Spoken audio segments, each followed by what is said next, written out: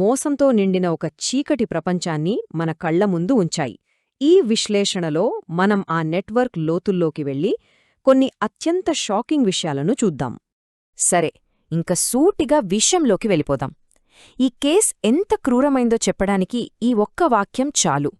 Epstein ప్రపంచంలోని భయంకరమైన నిజమేంటో ఈ మాటలు మనకు చూపిస్తాయి.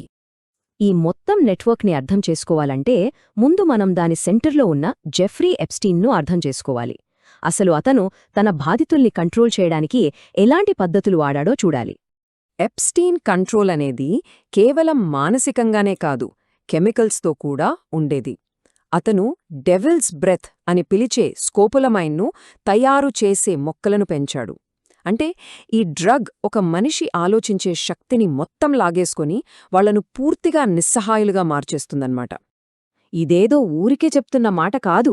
బాధితులు చెప్పిన విషయాలు వింటే ఈ డ్రగ్ ఎఫెక్టు ఎంత దారుణంగా ఉండేదో అర్థమవుతోంది. వాళ్లు గందరగోళంలో, ఒక పీడకలలాంటి భ్రమల్లో ఉండిపోయేవారు. అతని చేతిలో ఇది మరో పవర్ఫుల్ ఆయుధం అన్నమాట. అతను సృష్టించిన ఆ భయానక వాతావరణం కేవలం అతని పనుల్లోనే కాదు, అతని వస్తువుల్లో కూడా కనిపించేది. ఉదాహరణకి తన ప్రైవేట్ ఐలాండ్లో ఒక డెంటిస్ట్ చైర్. అసలు సంబంధం లేకుండా అక్కడ కుర్చీ ఎందుకు? అది చూసేవాళ్లలో ఒక రకమైన భయాన్ని, అయోమయాన్ని సృష్టించేందుకే. అతనే న్యూయార్క్ టౌన్ హౌస్ ఎంట్రెన్స్లోనే ఉరివేసుకుని వేలాడుతున్న పెళ్లికూతురు బొమ్మ వచ్చేవాళ్లకు స్వాగతం పలికేది.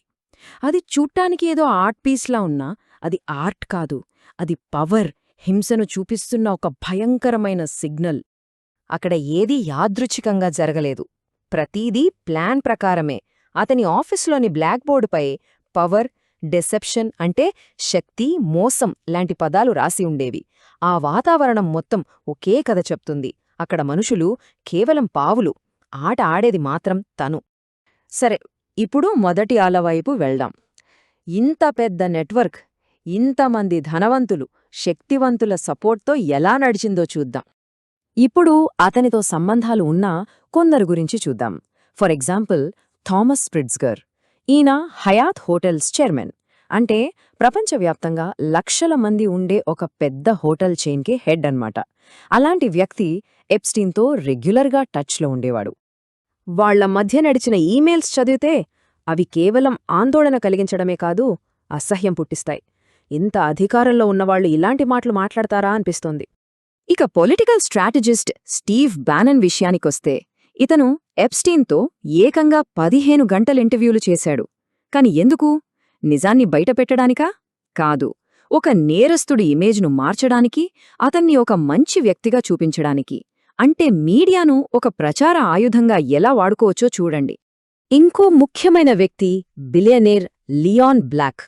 ఇతని కంపెనీ అపోలో గ్లోబల్ మేనేజ్మెంట్ ప్రతి ఏటా లక్షల మంది స్కూల్ పిల్లల ఫోటోలు తీసే ఒక కంపెనీలో ఇన్వెస్ట్ చేసింది. ఒక్కసారి ఆలోచించండి, పిల్లల మీద నేరాలు చేసిన వ్యక్తితో సంబంధమున్న ఒక ఆయన పిల్లల ఫోటోలో యాక్సెస్ ఉన్న బిజినెస్తో కనెక్ట్ అవ్వడం, ఇది చాలా డిస్టర్బింగ్గా ఉంది కదా. బ్లాక్ ఎప్స్టీన్కు పంపిన ఈ విచిత్రమైన పుట్టినరోజు కవిత చూస్తే వాళ్ల మధ్య సంబంధం ఎంత వింతగా, ఎంత దారుణంగా ఉండేదో అర్థమవుతుంది. ఈ విషయం బయటకు రాగానే ప్రజలు ఊరుకోలేదు. అందుకే అతను తన పెద్ద పెద్ద పదవులన్నీ వదులుకోవాల్సొచ్చింది. ఈ లిస్ట్ ఇక్కడితో ఆగదు. మీరు చూస్తున్నట్టు డిప్లొమాట్స్, ప్రొఫెసర్లు, ఆర్టిస్టులు, ఇలా చాలా రంగాల వాళ్ళు ఇందులో ఉన్నారు. దీన్ని బట్టి ఎప్స్టీన్ నెట్వర్క్ ఎంత పెద్దదో మనం అర్థం చేసుకోవచ్చు. ఈ ఫైల్స్ బయటికి రాగానే ఇక డామినో ఎఫెక్ట్ మొదలైంది. ఇందులో ఉన్నవాళ్లకి వరల్డ్ వైడ్గా చాలా వేగంగా దెబ్బపడింది. ఈ ఫైల్స్ రిలీజ్ అయిన వెంటనే కాన్సిక్వెన్సెస్ చాలా ఫాస్ట్గా, చాలా సీరియస్గా ఉన్నాయి. ఈ టైంలైన్ చూడండి. కొద్ది వారాల వ్యవధిలోనే పెద్ద పెద్ద తలకాయలు రాజీనామాలు చేశాయి, అరెస్ట్లయ్యాయి. దశాబ్దాలుగా వాళ్లు కట్టుకున్న సామ్రాజ్యాలు కుప్పకూలిపోయాయి.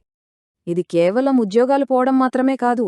నార్వే మాజీ ప్రధాని థోర్బ్యోర్న్ జాగ్లాండ్ లాంటి పవర్ఫుల్ లీడర్లు ఇప్పుడు 10 ఏళ్ల వరకు జైలు శిక్షను ఎదుర్కొనే పరిస్థితొచ్చింది. ఒకప్పుడు దేశాలను ఏలినవాళ్లు ఇప్పుడు క్రిమినల్స్గా నిలబడ్డారు. ఇన్ని విషయాలు బయటపడ్డా బహుశా ఈ కథలో మనల్ని అత్యంత భయపెట్టే విషయమేంటంటే, మనకింకా తెలియని నిజాలు. 2.5 మిలియన్లు, 25 లక్షలు, ఇది చిన్న నెంబర్ కాదు. దర్యాప్తుకు సంబంధించిన ఇన్ని ఫైల్స్ని ఇంకా పబ్లిక్గా రిలీజ్ చేయలేదు.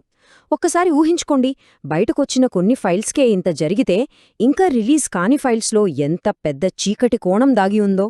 ఈ బయటకు రాని రహస్యాలు ఏవో చిన్న ఆర్థిక నేరాలకు సంబంధించినవి కాకపోవచ్చు.